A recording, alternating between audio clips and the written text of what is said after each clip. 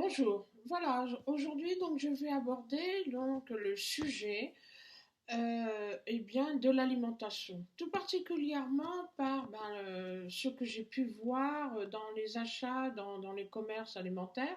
Là, tout le monde a vu sur Facebook, sur les médias, toutes ces gens qui avaient donc fait des provisions alimentaires principalement de pâtes, de riz, bien sûr de conserves. Dans ces paniers, on ne voyait pas spécialement donc d'alimentation dite vivante, très peu de fruits, très peu de légumes. C'est vrai que j'ai eu l'occasion moi d'aller faire donc mes achats, je n'ai pas acheté de pâtes, je n'ai pas acheté de riz, mais mon souci, moi, c'était donc de l'avoir de l'alimentation donc vivante, l'alimentation donc de façon à pouvoir élaborer mes repas, puisque je me trouvais donc avec ce luxe appelé le temps. Hein.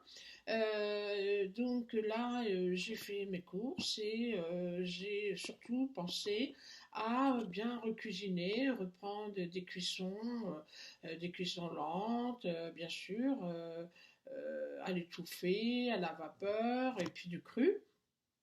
Tout simplement parce que ce qui m'interpelle surtout, c'est que pourquoi les gens vont donc acheter donc des pâtes et pourquoi il est important de ne pas manger uniquement des glucides lents, des pâtes, du riz, donc des pommes de terre quand on est confiné.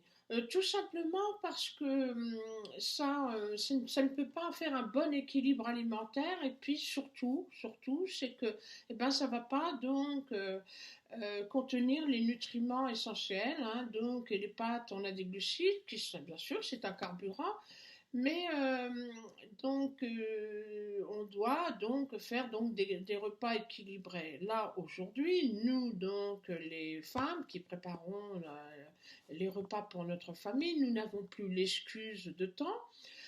Puisque même aujourd'hui, bien ma foi, avec votre laissez-passer, vous pouvez tout à fait faire vos achats, vos courses. Les magasins sont pourvus d'alimentation, même de choix, je peux dire.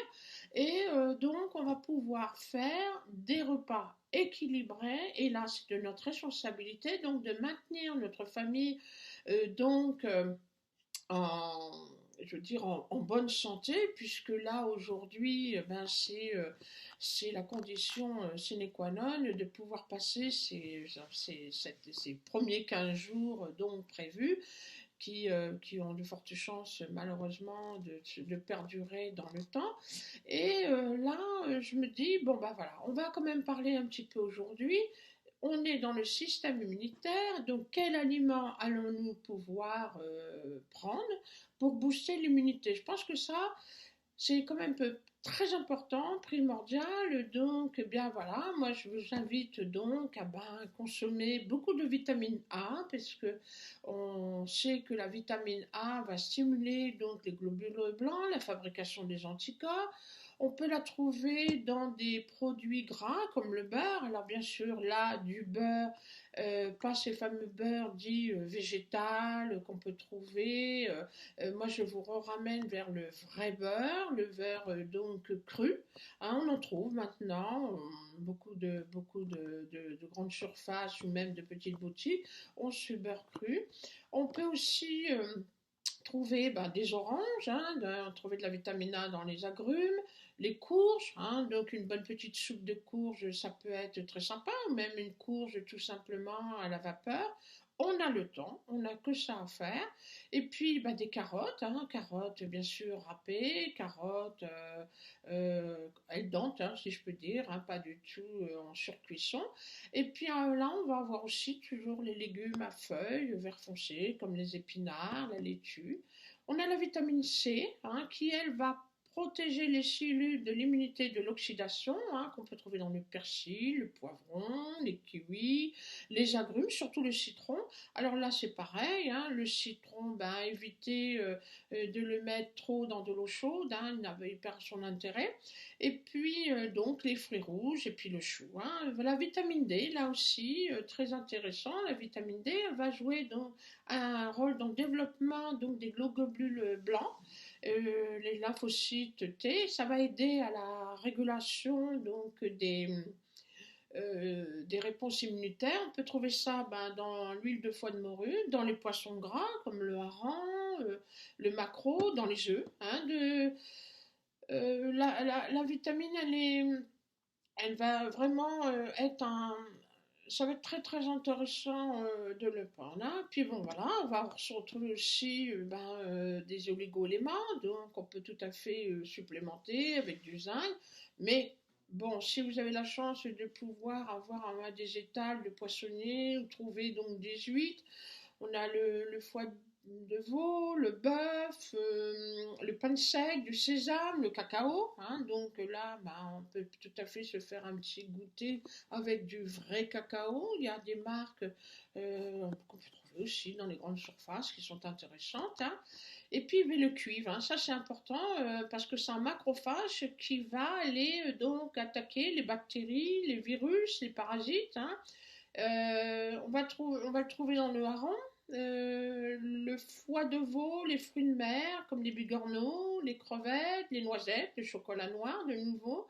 4 heures est très intéressant. Prenez le temps de faire ce petit 4 heures puisque nous allons avoir un peu de sérotonine et là va nous aider vraiment pour la qualité de sommeil. Hein, les noix, donc le fer. Hein, si on a une carence en fer et qu'on a des anémies, eh bien là aussi, c'est pareil, hein, si on a des anémies, ben, on est quand même des candidats à l'infection, donc on est quand même relativement fragilisé. Et puis, ben, chez les séums, donc ben, les œufs, le poisson, le poulet, on va trouver dans le champignon, les pâtes complètes. On va penser aussi à la gelée royale, le miel pour booster l'immunité. Hein, voilà.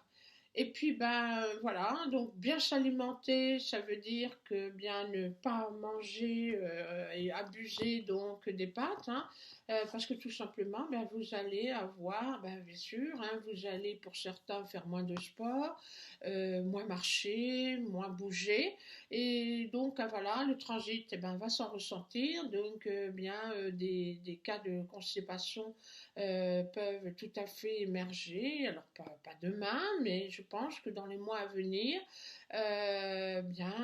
nous allons être confrontés à des transits vraiment diminués. Hein. Et puis, ben voilà, ben pourquoi pas faire quelques mouvements dans la maison. Ben moi, j'ai la chance d'avoir une petite terrasse. Et bien, ce matin, j'ai fait mon sport, moi qui manquais de temps, que je suis très contente de pouvoir donc avoir ce temps à ma disposition. J'ai pris le temps de réfléchir, le temps de me poser, le temps de déjeuner, le temps de méditer, le temps de me préparer et le temps de venir vous parler. Et voilà, et la journée finalement passe à une vitesse incroyable. Le seul petit truc que j'ai remarqué, eh bien, je ne sais plus le jour que l'on est. J'avais le sentiment, eh bien, que hier on était dimanche. Et puis je me suis posé la question. Voilà, comme un dimanche, et j'ai l'impression que je vais avoir beaucoup de dimanches de réflexion. Et donc, ben voilà, donc à la suite, nous allons donc essayer tous les jours d'échanger ensemble. Et vous pouvez m'envoyer des mails sur le site du Centre Sophrène. Si vous avez des inquiétudes, envies, je me mets à votre service pour répondre à vos questions. À bientôt!